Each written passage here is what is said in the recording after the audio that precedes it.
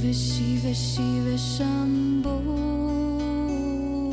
Shiva Shiva Shiva Shambho. ¿Ya cenaron? ¿Aguantamos un ratito? Bueno, hay más preguntas, nos vamos a ir un poquito más rápido, ¿sale? Pero, vamos a empezar, miren. La primera pregunta, ¿cuál es la rutina diaria mínima que debo hacer si quiero tener la conciencia despierta? La mínima. Entonces, mira, la verdad, la contestación a esto es, depende de cada persona. Esa es la verdad. He tenido discípulos, bueno, en realidad discípulas, que se les ha explicado la palabra, se les ha dicho lo que es el estado despierto y lo han consumado de inmediato. ¿Estamos? Hay otros discípulos y discípulas que tienen que batallar más y pueden pasar años de práctica, etc. Y hay otros más o menos. Pero la práctica está diseñada en términos generales para que el despertar se pueda llevar a cabo dentro de ciertos parámetros, ¿no? Es como aprender a bailar. Entonces, si te dan clases de baile, prácticamente todos los que estemos aquí vamos a poder bailar. Unos van a bailar agraciadamente, graciosamente, y otros como ositos, pero vamos a aprender a bailar. No hay de otra. Entonces se parece un poquito, ¿ya entendieron? El despertar es, en términos generales, si se te dice bien, se te explica bien desde el principio, entonces tienes una ruta certera, tienes claridad en lo que estás haciendo. Y en segundo lugar, entonces, se apoya con el fuego. El fuego es un apoyo de gran importancia, ¿ven? Por eso las prácticas de fuego apoyan para que el cerebro, más adelante alguien pregunta sobre la pineal, etcétera, ahí me haré cargo de que veamos cómo el fuego hace ciertas operaciones en la cabeza para que ayude al despertar. Entonces, bueno, en términos generales, todos podemos avanzar en el proceso. Hay gente que ya tiene esa zona activada de nacimiento, entonces se lo dices, se lo explicas, lo hace y dice, ya está. Entonces digo, ya, qué bueno, ya estuvo, fue fácil. Bueno, así está la cosa. Dice,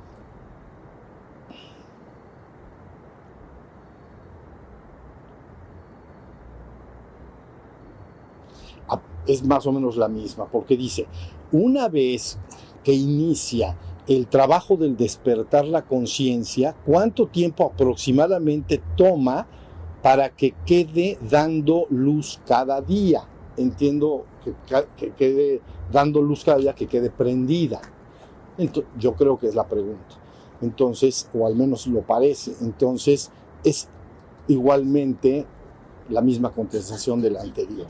Dice, una vez que inicia el trabajo de despertar la conciencia, ¿cuánto tiempo aproximadamente toma para que ésta quede dando luz cada día o todos los días?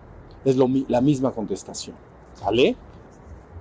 Hay que batallar. Lo que sí es importante es, si yo fuera ustedes, lógicamente cada quien es libre y elige qué va a hacer con su vida, pero cuando tú encuentres un gran tesoro, si te vas por aquí al bosque y encuentras un baúl lleno de joyas y diamantes y joyas preciosas, es inteligente tomarlo y llevártelo. Cuando te den un tesoro, tómalo. Si está aquí adentro, me lo entregan a mí allá. Se van a llevar a su casa, es para que me lo den acá. Les digo, pues no vaya a ser que tengamos algo escondido por allá. Entonces, pero bueno, cuando te den un tesoro, tómalo. Es inteligente tomarlo. ¿Entienden? Cuando te dan algo valioso, aprovéchalo. ¿Ves? Porque luego viene el arrepentimiento, ¿no? El arrepentimiento de decir, caray, tuve una oportunidad extraordinaria y pues nada más por dejado, pues. Entonces yo tomaría la enseñanza, eso haría yo. Yo sé a dónde va esto. Y no lo soltaría jamás nunca. Jamás nunca. Pero eso haría yo. Bueno, vamos a ver.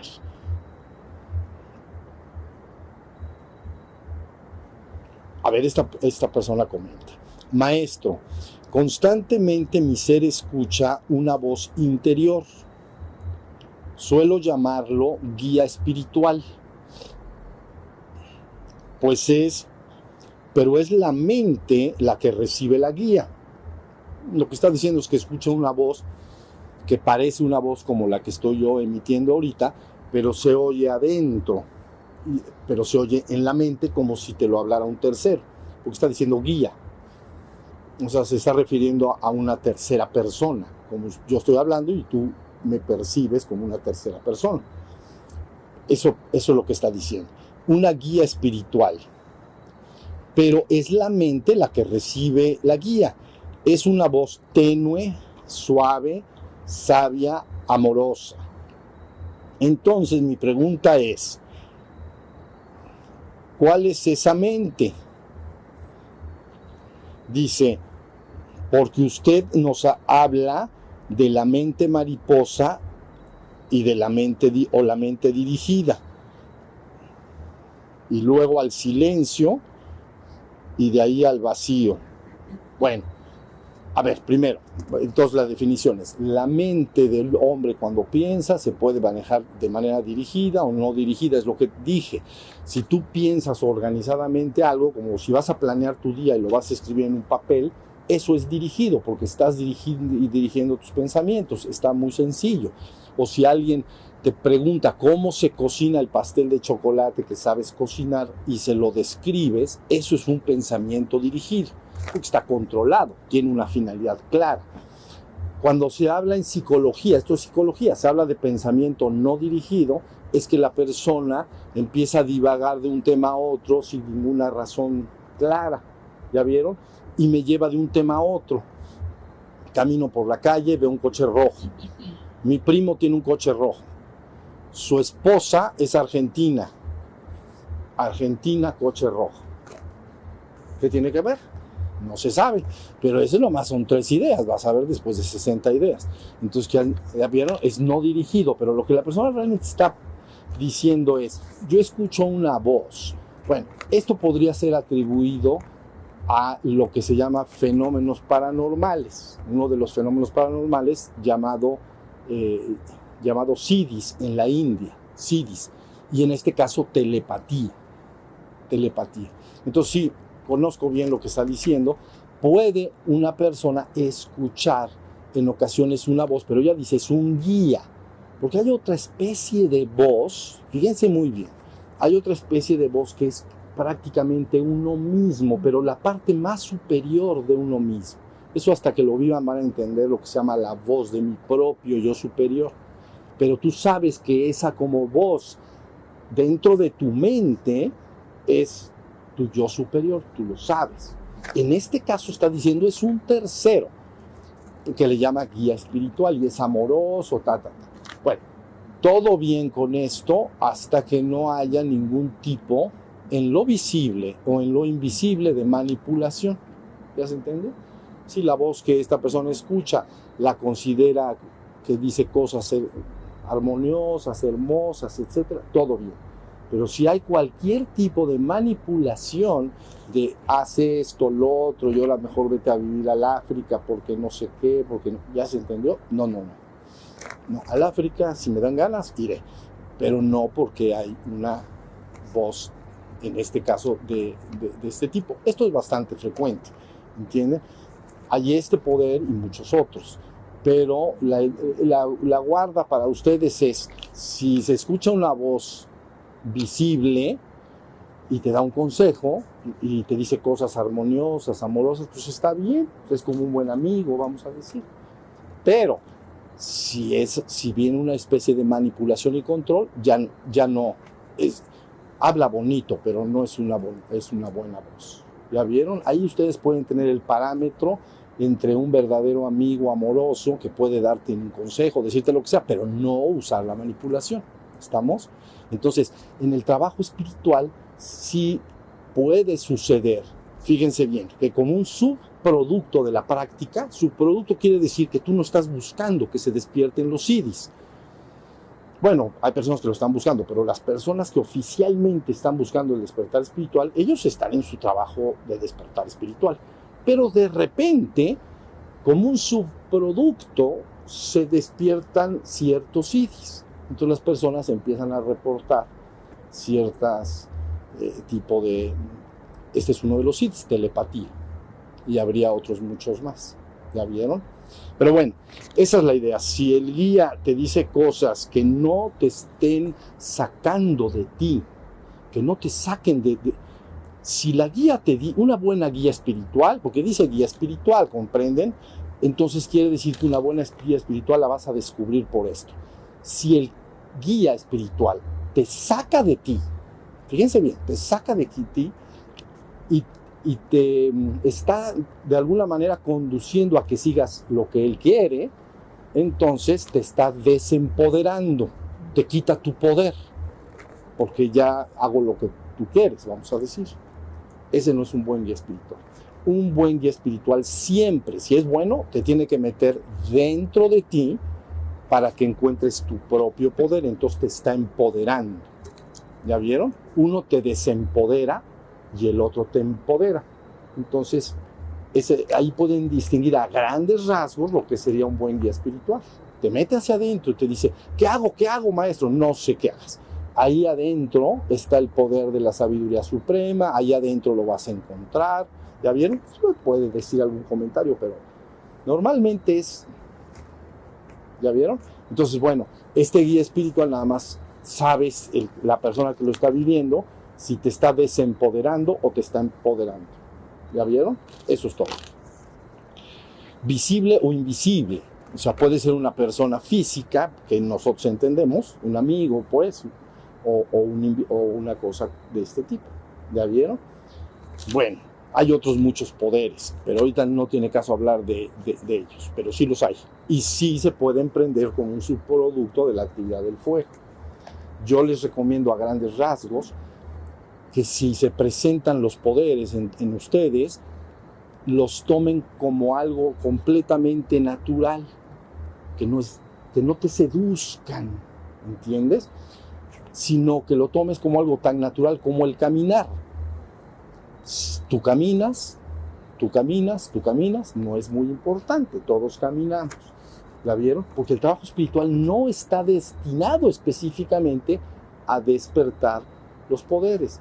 Los poderes siguen estando dentro del mundo fenoménico. ¿Ya vieron? Entonces, el asunto tiene que ver con... ¿Ya vieron? No, el trabajo espiritual es ir a tu ser y a tu ser divino. Ese es el trabajo. ¿Estamos? ¿Sí? ¿Dudas sobre esto? Bien. ¿Están cansados o sí me están aguantando? ¿Sí? ¿Sí? ¿Seguro? Bueno, vamos a irlo rápido, porque ya me estaba yo... Pero es que eso es un tema importante. Bueno.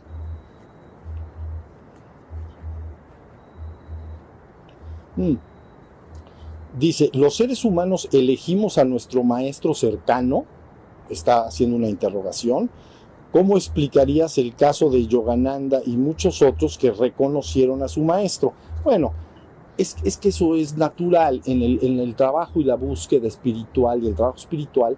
Hay un momento, si tienes la suerte, de encontrar a alguien que intuyes, este es verdaderamente el que va a ser mi maestro, del que me voy aunque puedes tener varios, no estoy diciendo que tengas uno, pero sabes por intuición cuál es, pero no tanto es que tú lo elijas, sino es que ya esto está como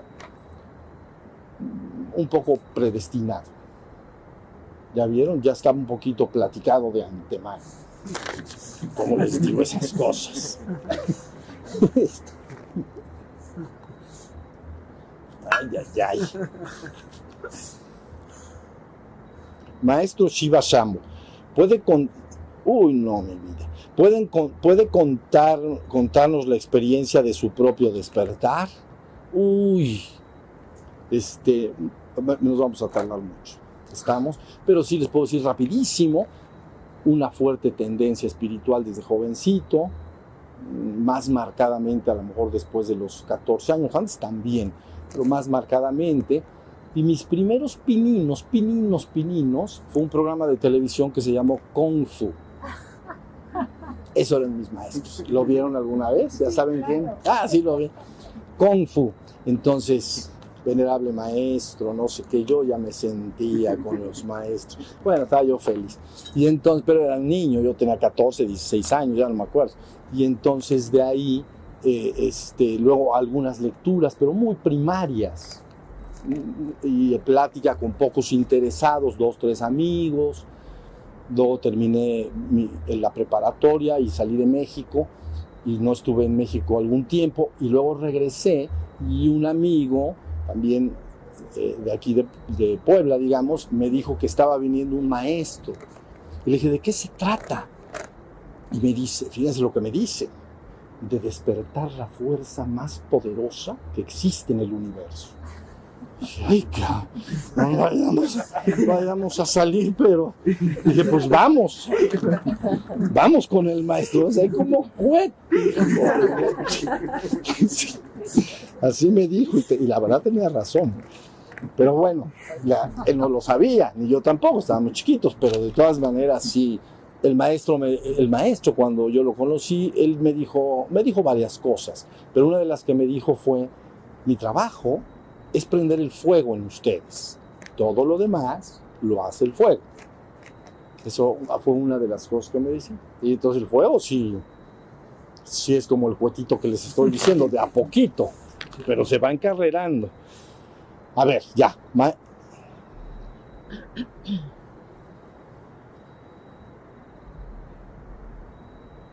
Dice acá, maestro, cuando se nos da información acerca de una acción consciente como visualización, cuando se me da, lo que entiendo es cuando se me da una información como una visualización, como que veo algo que debo hacer o una cosa así. Dice, como visualización de cómo hacer lo que quiere lograr la persona, ¿es la propia conciencia o es parte del plan divino? Bueno, si hay una intuición profunda, es parte de lo que nosotros podríamos entender ahorita como el yo superior, como mi yo superior. Pero mi yo superior también está en conocimiento del plan divino. O sea, podría ser los dos. ¿Ya vieron? Entonces, si es fiel la intuición recibida, entonces tiene que ver con mi yo superior, vamos a decir, si es fiel. Dice, maestro, ¿cómo podríamos facilitar el experimentar la conciencia de unidad? ¿Cómo podríamos facilitar experimentar la conciencia de unidad? Es lo que está preguntando. Entonces, mire, el primer nivel de conciencia de unidad accesible después de haber despertado, ven que dijimos que hay que despertar, pero luego hay más. Entonces, la etapa que se presenta rápidamente es lo que se llama conciencia de unidad. Entonces, déjenme explicar algo. La conciencia de unidad en la existencia se puede realizar cuando contemplas lo que te rodea, la existencia, sin intervención del pensamiento y la mente. Ahí les va. Si yo veo un árbol, entonces ya lo estoy percibiendo, pero empiezo a pensar en el árbol, contra más pienso en el árbol, más me separo del árbol. Y queda al final muy, muy clara la idea de que yo soy yo y el árbol es algo ajeno y separado de mí, no hay una conciencia de unidad. El árbol está ahí y yo estoy acá. Yo sé que el árbol está ahí, que yo estoy acá, pero la conciencia de unidad lo que implica es que yo contemplo el árbol o contemplo la naturaleza o un atardecer y no interviene el pensamiento, no interviene para nada. Entonces se empieza a permear una conciencia o sensación de unidad, de que el ser está en todo y de que yo soy el ser y ese árbol es el ser. Y de eso radica la conciencia de que somos un solo ser. Es el primer nivel de conciencia de unidad. ¿Ya vieron? Me experimento unido a lo que me rodea porque la mente no me está separando. Veo a los seres humanos sin la mente, sin el pensamiento, veo a las plantas, entonces veo el ser está viendo al ser en todos lados. Y eso es lo que se llama conciencia de unidad en su primer nivel. Entonces, ¿cómo se puede lograr la conciencia de unidad? Contemplación sin la intervención del pensamiento. Eso es todo. Más pienso en algo, más me separo de ese algo. Más me siento ajeno y separado de algo. Por eso se sigue en la vía espiritual, la vía contemplativa, ¿ven? Para empezarme a experimentar unido a la naturaleza toda y a los seres, a todos los seres. Al final, toda la existencia es ser, aunque esté manifiesto como árbol, aunque ese es un ser como árbol, ese es un ser como persona, como hombre, como atardecer, como sol, como... no importa, hay una piedra, todo es el ser. Yo sé que yo soy yo y eso es eso, yo sé que el árbol está ahí, yo sé que la piedra está ahí, que yo estoy acá, pero la conciencia me está sugiriendo que estoy unido a todo, somos una sola cosa, un solo ser, manifiesto de muchas diversas formas, en muchas formas, como hombres, árboles, piedras, etc. Eso es lo que se llama vía contemplativa. ¿Ya bien?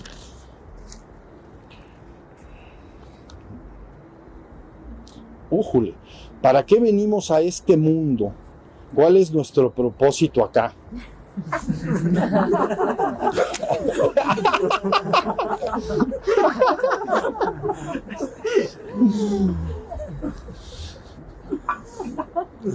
Bueno, a grandes rasgos, porque esto, a grandes rasgos, el ser humano está acá para aprender a ser un creador de realidades. Punto. El reino llamado humano es un reino destinado a enseñar para que el ser experimente el ser creador de realidades. Los reinos anteriores tienen otras funciones, animal, vegetal, mineral, etc. Atrás hay elemental, etc. Bueno, nosotros conocemos bien del mineral para acá, ¿no? Entonces, el ser humano, creador de realidades. Y la creación de realidades se hace con la mente, por eso es el cuerpo y la mente. ¿Ya vieron? El siguiente reino inmediato adelante, que podríamos llamar reino sobrehumano o reino espiritual, sería despertar a la conciencia del cero, a la conciencia espiritual. Pero ya desperté y aparte ya desarrollé la creación de realidades. Ya aprendí a crear realidades. Se piensa todo lo que va pensando la persona, imaginando, hablando, sintiendo, se va manifestando en la realidad. Entonces vas aprendiendo a ser un creador de realidades. Entonces, a grandes rasgos, porque está aquí el ser humano, tiene que aprender a crear realidades. Lo hace todo el tiempo lo está haciendo, con su mente. Pero ahorita estamos interesados en que imaginemos que es como un año escolar, ¿no? Pero entonces, ¿qué tal si pasamos a ese año escolar al siguiente? Ya se llama reino sobrehumano. ¿Ya vieron? Y entonces, ese sí implica estar despierto, despertar a la conciencia de ser, aunque tienes la experimentación anterior también contigo. ¿Sale? Eso es a grandes rasgos.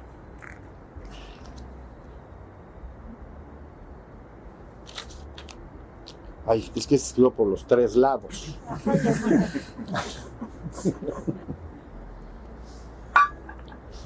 Dice, amado Shiva, crecí en una familia católica y siempre he visto a Dios como el ser supremo y creador de todo lo que es.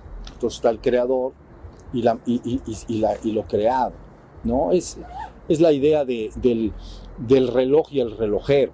Entonces, si tú llegas a un bosque y te encuentras un reloj de esos, ¿no?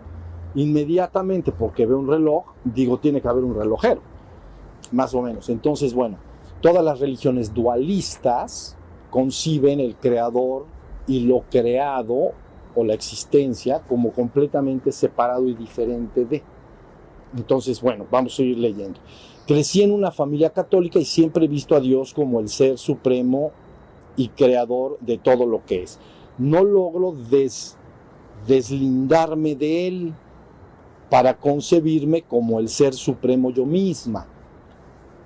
Dice, sé que soy infinita y eterna y me siento como una chispa o una gota que forma parte del absoluto, mas no logro sentir o creer que soy en este momento el mismo Dios o el mismo absoluto. Entonces, ¿cómo puedo lograr esto? Ok, la pregunta es, ¿cómo puedo lograr saber que soy la divinidad? ya lo he dicho durante todo el retiro, tienes que despertar a la conciencia de tu ser y luego tienes que llevar a ese ser a la conciencia de ser absoluto. Esa es la forma, ¿ya vieron? Entonces, filosóficamente hablando, no la experiencia que acabo de decir, despertar al ser y de ahí en un estado de éxtasis hacia el ser absoluto. Esa es la forma de saber que tú eres esa divinidad. Filosóficamente hablando, esta idea del dualismo se complica mucho porque si la divinidad o Dios, vamos a decir, es el absoluto y Él crea el universo, para ser el absoluto tendría que estar en su creación, porque si no estuviera en su creación no sería el absoluto. ¿Ya entendieron? Y si no es el absoluto tampoco es Dios. Entonces te metes te enconas, ¿sí? Se te hace bolas el barniz, ¿ya me entendieron? y no sales. Pero está facilito. Dios es el absoluto. No puede haber un lugar donde Él no esté, completa y totalmente. Entonces, Él crea su creación, pero Él no está ahí. Entonces yo no soy Él, ¿no? Bueno, pero entonces, si no está ahí, Él no es absoluto. Porque si fuera absoluto, tendría que estar en su creación. Y ya se te hizo el barniz, como les platiqué. Y entonces, pues es que sí es el absoluto, pero no está acá. Espérate. No seas ilógico. Estamos hablando de filosofía. Si es el absoluto, tiene que estar en su creación. Y si está en su creación, yo soy parte de ese creador. Porque Él está en todo. ¿Ya vieron? Entonces, ese es un problema ya filosófico. Pero todas las religiones dualistas, por el engaño de los sentidos, conciben que el creador y las criaturas o lo creado están decididas y separadas.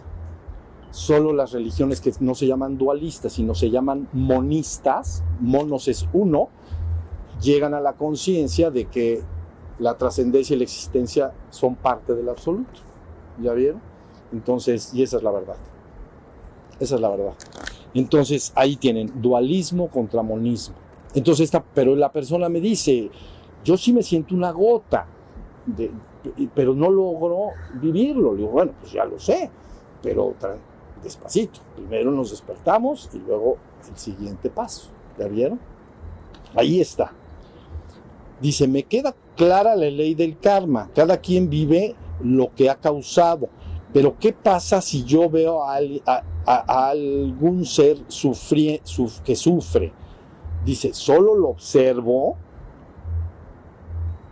Dice, ¿o acaso por ser testigo adquiero cierta responsabilidad? ¿Debo actuar o no actuar? Más o menos es la pregunta. Bueno, a ver. Pero ¿qué pasa si yo veo que algún ser sufre? ¿Solo observo o debo actuar? Bueno, eso tu interior te lo tiene que decir. Lo que sí puedes hacer es actuar dando un servicio, pero siempre y sí, absolutamente respetar el libre albedrío de los demás. Porque no eres director de orquesta, ¿entiendes? Director de orquesta me tienen que obedecer, porque si no ve que concierto vamos a dar. Todo mundo tiene que obedecer al director de orquesta. Pero cuando tú das un servicio a otro semejante o a cualquier ser, no estás guiándolo como se guía en una orquesta, porque no eres el director de la orquesta. Entonces, das un servicio y dejas en libre albedrío a la persona que decida cómo debe actuar ante lo que le puedes aconsejar o decir, pero dejando bien claro, tú eres finalmente el que tienes que decidir con un libre albedrío. Recuerden que libre albedrío viene de arbitro, de árbitro de fútbol. Entonces, arbitro quiere decir juez. Entonces, tienes libre albedrío, quiere decir, tienes libertad de ser tú tu propio juez. Entonces, aquellas personas que vean a otros sufrir, bueno, puedes verte impulsado a servir para tratar de liberarlos del sufrimiento, y es honorable tratar de liberar a la humanidad del sufrimiento, es honorable, es un buen acto, pero no como director de orquesta. Simplemente tratas por todos los medios de buscar aliviar ese sufrimiento humano, pero después que la persona tome la decisión si lo desea o no. Eso tengan cuidado, porque si no, sí te involucras kármicamente, ¿entiendes? Si tú dices algo, pero le dices, pero bueno, tú debes de elegir qué debes hacer, ¿entiendes? No tienes ningún ninguna liga kármica. Pero si manipulas y obligas, porque no respetas el libre albedrío, esa persona hace actos y eso sí te liga a ti, porque tú estás bien metida dentro de tu forma de haber tratado de ayudar. ¿Me expliqué? Está bien importante esto del libre albedrío, bien, pero no saben qué importante es. Pues ya se nos acabó el 20, creo. No. A ver, rapidito 3 más. Újule. Dice, maestro, ¿conoce libro y taller Un Curso de Milagros? ¿Nos puede comentar sobre él? Bueno, primero el Curso de Milagros es el libro sobre espiritualidad más hermoso que uno puede leer en su forma de ser escrito. Parece que lo escribió un poeta, está hermosísimo.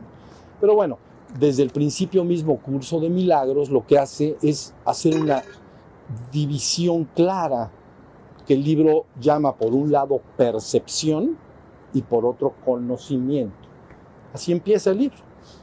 O sea, empieza hablando de que hay percepción y hay conocimiento. Y que el ser humano debe ir al conocimiento, ¿no? Entonces, no me gusta la palabra conocimiento, pero así la eligieron ahí y así quedó. Pero la otra está muy bien elegida. Fíjense bien, porque dice percepción. Y percepción quiere decir que todo en la existencia es un reino de percepción. Por eso dijimos existencia, aquello que está exististere, colocado afuera, cualquier cosa que esté colocado y que yo puedo percibir. Entonces, la existencia implica percepción por fuerza. Entonces, ahí el libro de Milagros está contrastando percepción como engaño o maya, estar fuera del reino, y por el otro lado pone la palabra conocimiento. A mí no me gusta la palabra conocimiento porque el conocimiento se lleva a cabo a través de un proceso de percepción. Nadie adquiere conocimiento de nada si no lo percibe primero. ¿Sí me expliqué? Tengo que percibir algo para conocerlo. Entonces, también el barniz. Entonces, pero es un extraordinario libro, créanmelo, nada más que en ese pequeño detalle. Pero sí puede, no es que el que lo dictó se está confundido, pero el lector sí se puede confundir. Que por un lado dice, la percepción es un engaño, y por otro, el conocimiento está bien. Sí, pero el conocimiento debe ser percibido. Todos los filósofos existencialistas, cuando hablan de la divinidad, dicen, bueno, déjame percibirlo para conocerlo. No, es que no lo puedes percibir, pues entonces no es objeto de mi estudio. Yo solo estudio lo que puedo percibir para conocerlo. Sí me estoy entendiendo en esto, pero bueno, es un libro hermoso. Ahora, ese con respecto al marco teórico, quitando eso de la palabra conocimiento, está muy bien, porque te indica que la percepción es un reino de ilusión. Es un reino de algo que percibes, pero que no permanece eternamente, que el reino de percepción está cambiando continuamente. Entonces es como un espejismo, ¿no? Y tú quieres atrapar, eres feliz, quieres atrapar ese momento, ya sea familiar o cualquier momento, pero cambia la percepción y se desvanece, entonces se llama espejismo. ¿Ya me están entendiendo? Entonces dice, tienes que ir al conocimiento. Ahora, la herramienta que utiliza el libro es una serie como de lecturas y repeticiones para que la mente se vaya como deshipnotizando. En honor a la verdad, en vez de deshipnotizar la mente, porque la mente no la puedes deshipnotizar, tienes que despertar, más allá de la mente. Si ayuda que la mente esté pensando que hay un más allá, que hay un reino el reino de los cielos, que habla en esos términos, es de corte cristiano, ¿comprenden?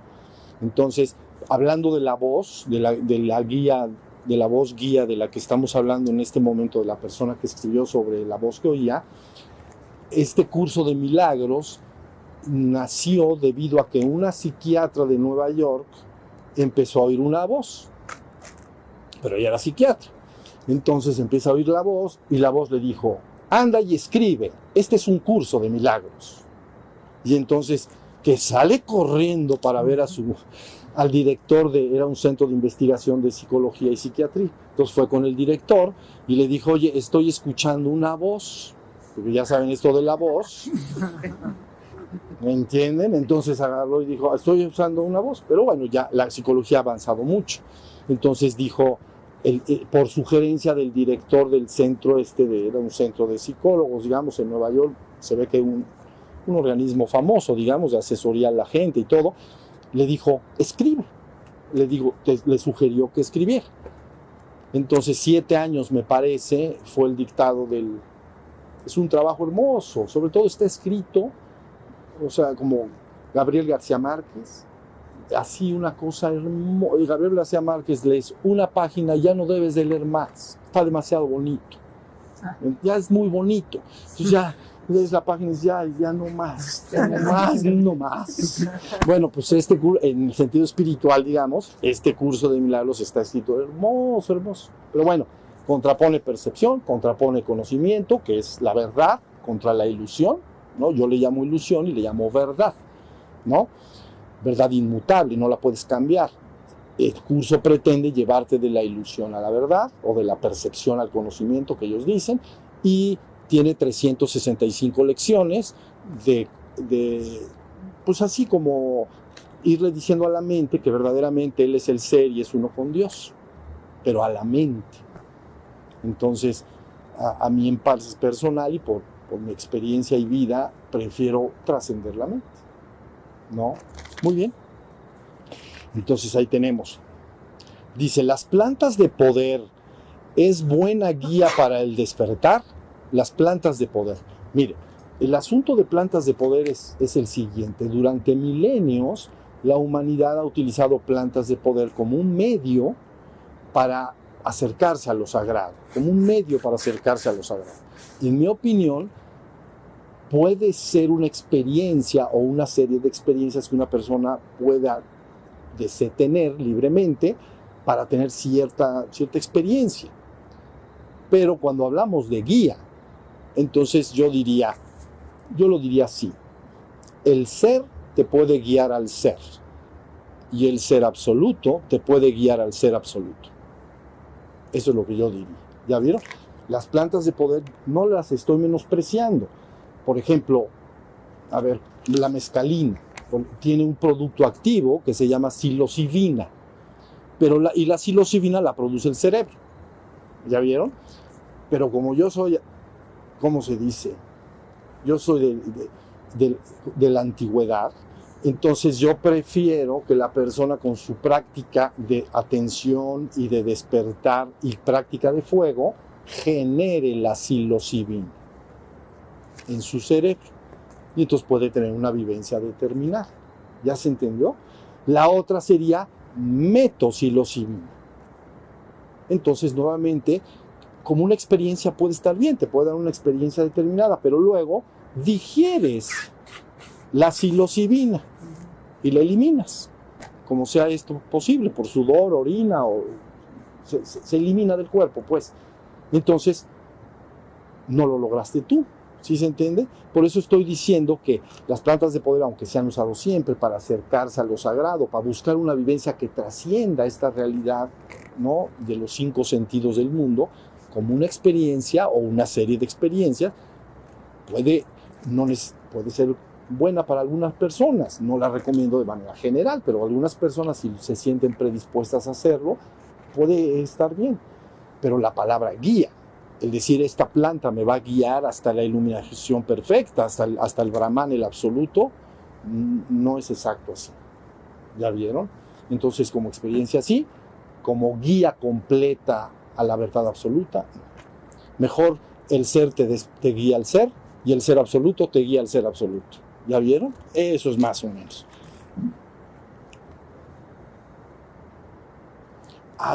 Vean esto. Maestro, cuando alguien logra el éxtasis o unión con el absoluto, los maestros y avatares se dan cuenta de que otro ser se les unió. Luego dice, porque surge la frase, los maestros esperan a que sus discípulos se les unan, o algo similar. Eso es lo que está diciendo.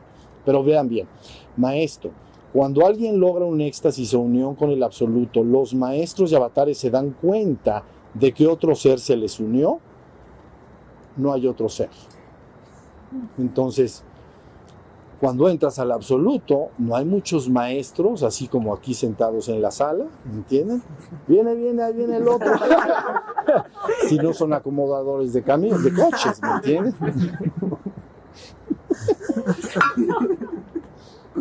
No es exactamente así. No hay otros, mis vidas. Entonces, ¿qué es lo que realmente pasa? Que los maestros o los discípulos o los individuos son como una gota. Si esa gota se avienta al océano, no hay gotas. El océano no está formado por muchas gotas, ¿no? Porque sería, ya entré al absoluto, soy una gota aquí como que ando nadando en el océano de muchas gotas. Entonces entra otro, pues ahí viene, es el viene, y ahí ya hay otro. No, cuando se entra al absoluto, en honor a la absoluta verdad, se pierde el individuo completa, total y absolutamente. Y entonces solo queda el uno.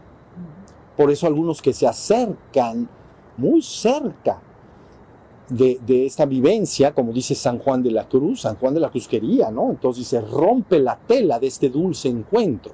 Él sí quería. Pero bueno, cuando se acercan mucho, presienten ese absoluto. Y algunos meten reversa. Ya me entendieron, como dicen, no, todavía quiero seguir siendo individuo. Bueno, pues está bien. Ahí cuando te animes, te haces el uno. ¿Ya vieron? Entonces, así sería la cosa. Claro que él dice, surge esta frase que dice, los maestros esperan a que sus discípulos se les unan. Sí, en la existencia los de hombres despiertos, los budas, ¿no? Los budas están en espera, de alguna manera, de que otros seres humanos despierten. Por eso no se dice el Buda, se dicen los budas, los despiertos. Pero todo está todavía en la existencia. Pero la persona que escribió esto está hablando de la trascendencia, y ahí hay el uno y único, no hay muchos, hay uno y único. Y eso somos todos. En la existencia sí puedes estar despierto, en conciencia de ser, incluso en regiones visibles o invisibles, ¿no? Si fuera, dije el Buda, pues entonces ellos le llaman moradas puras. Entonces los despiertos en los reinos invisibles o energéticos estarían en moradas puras, de diferente nivel de calidad y de ascensión, muy cerca de la trascendencia. ¿Ya vieron? Pero en la existencia. Entonces ahí sí los maestros felizmente pueden estar ayudando a que otros vayan a los estados de Buda. ¿Sí estamos? Muy bien. Entonces, ahí va. Luego dice, me parecía que había una más, yo creo que sí las leí todas, yo creo, ¿verdad? ¿No? ¿Verdad que me faltó una? Ya sabes, esta sabe. ¿No? Algo pasó. Yo creo que ya acabamos. No, es que ahorita me faltaba una, pero bueno, ya me queda una. Entonces, porque sí faltaron, ¿verdad? Si no me las llevo y mañana ya no hay tiempo, entonces se las devuelvo. Bueno, sí, es que faltó una que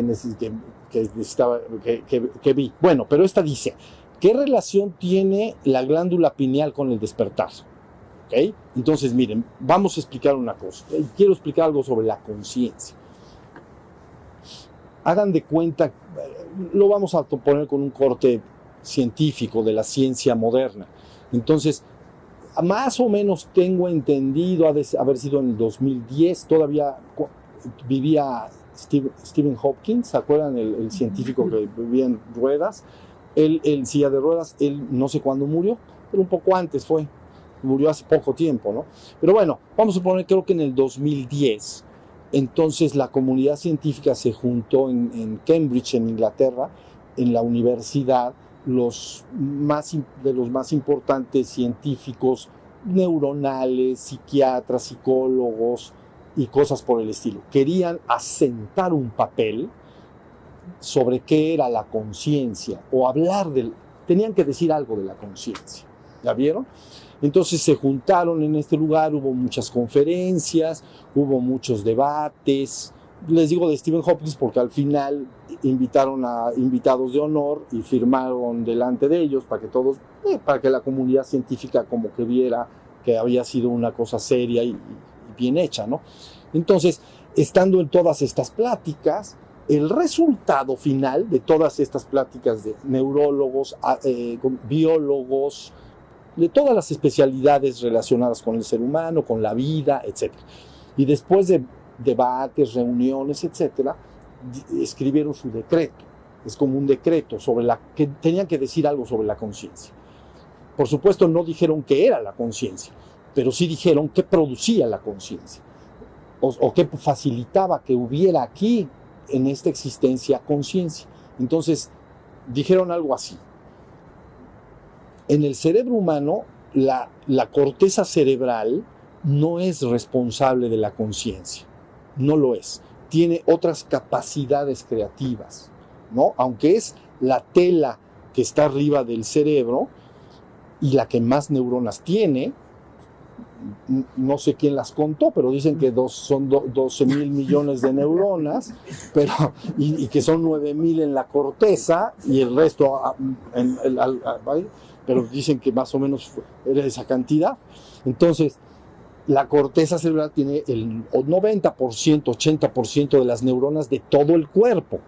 El resto está en las otras partes del cerebro y en todas tus neuronas. Entonces,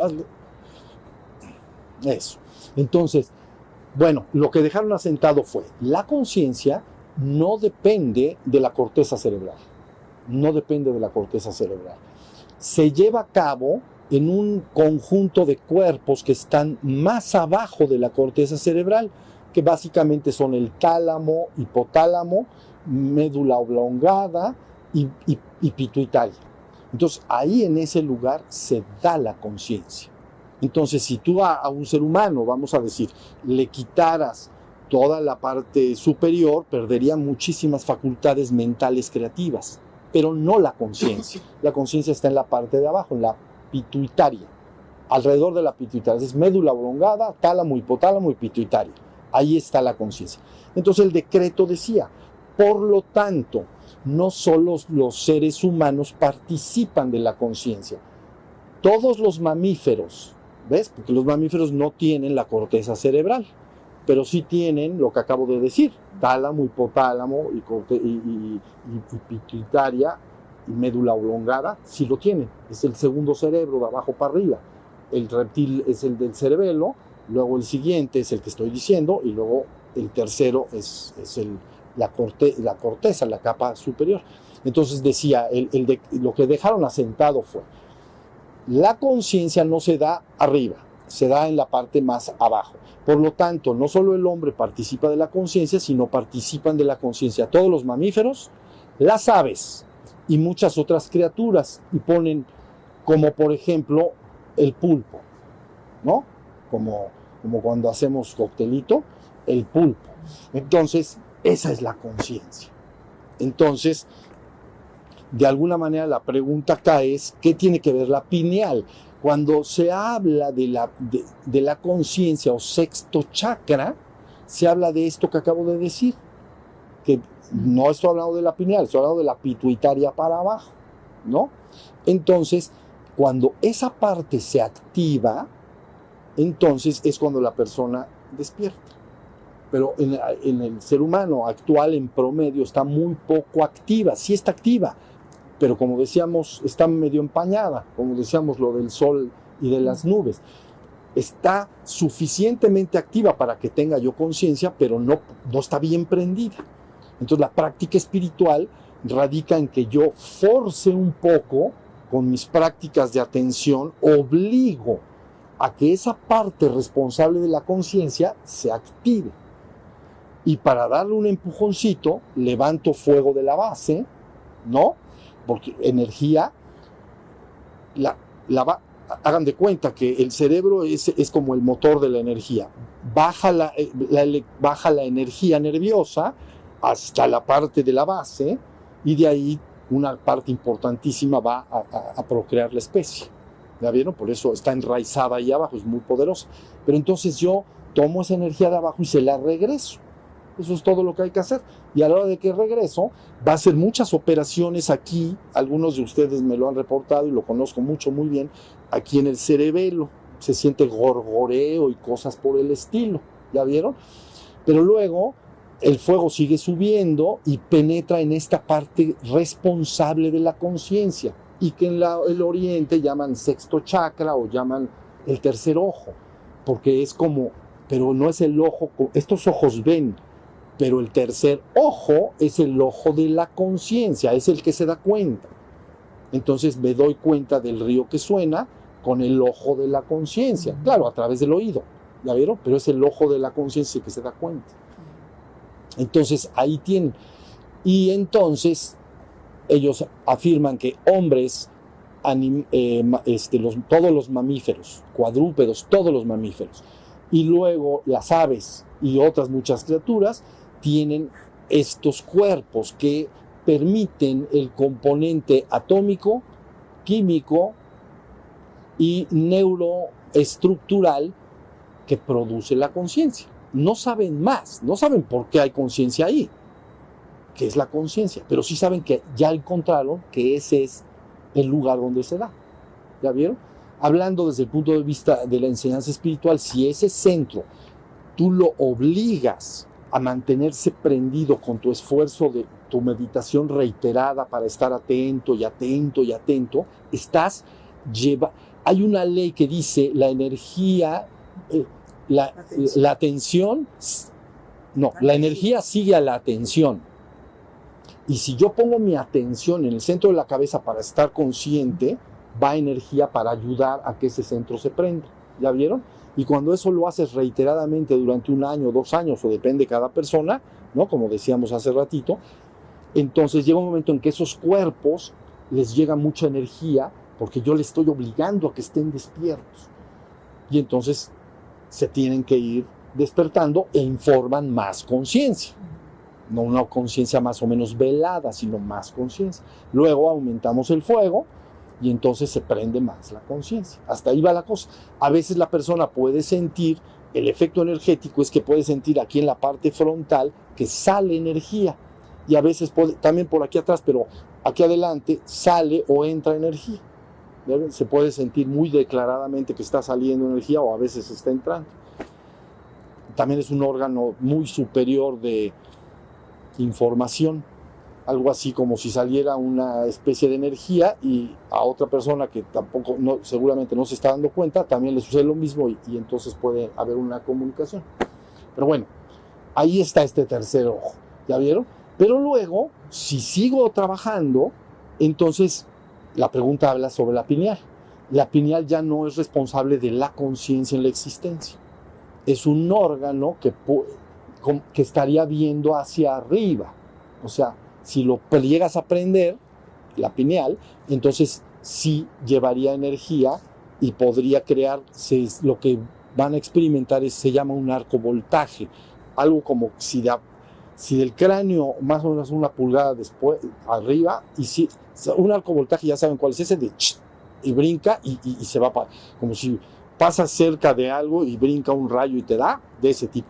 Entonces, la pineal sería responsable de que la energía suba, pero es así, si se prende y atraviesa, entonces ya hay un acceso a algo que llamaríamos más allá de la existencia, fuera de la existencia.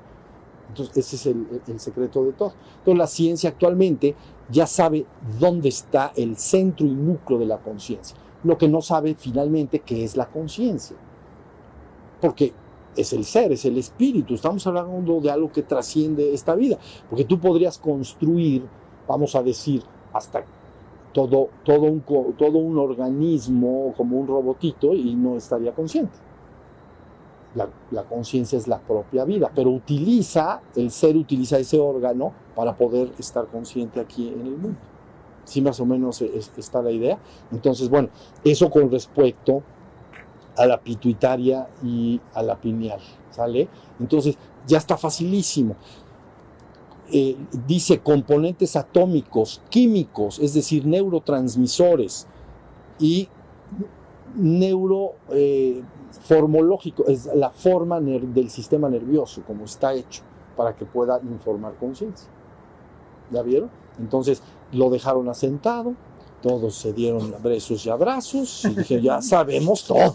Y entonces ya, es bueno, es una cosa hermosa, ¿no? Y invitaron a varias personalidades, por eso sé lo de Hopkins, por eso lo preguntaba yo, porque es como invitar a gente relevante en otras áreas, que no físicos o muy relevantes, premios Nobel, etcétera, para testiguar que el resultado de todas estas conversaciones estaban haciendo un escrito de lo que era la conciencia, pero más de qué era la conciencia, dijeron dónde se lleva a cabo la conciencia, no tanto qué es la conciencia. Eso se sigue buscando. ¿Qué es la conciencia? ¿Por qué hay conciencia? Y luego es un asunto complicado. ¿Ya vieron? Pero bueno, hasta ahí están las cosas. Entonces me faltaron un chorro, ¿verdad? No, ya no me faltaron. Bueno, entonces, pues ya acabamos. Nos vamos a descansar y mañanita nos volvemos a ver, ¿sale? Nos seguimos adelante.